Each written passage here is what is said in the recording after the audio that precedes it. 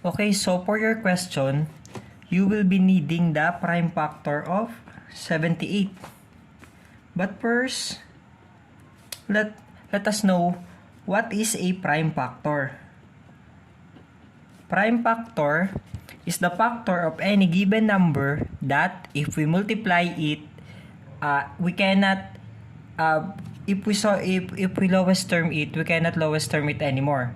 So unless it can be multiplied by itself or the number 1. So for example is prime factor of 78.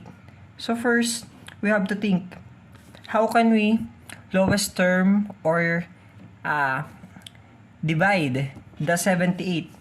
If we can divide it by 2, right? And then, if we divide it by 2, its factor is 39, correct? But, we can still know that 39 can be factored. What is the factor of 39? 13 and 3. Okay?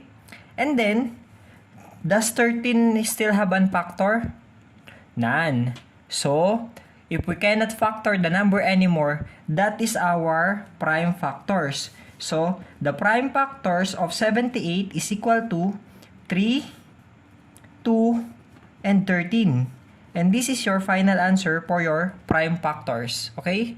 Hope this video helped you. And please like our video and subscribe to our page. If you have any question regarding the assignment, regarding your assignment, I'm happy to help you. Just comment it on any video and I will answer it immediately once I read it. Thank you.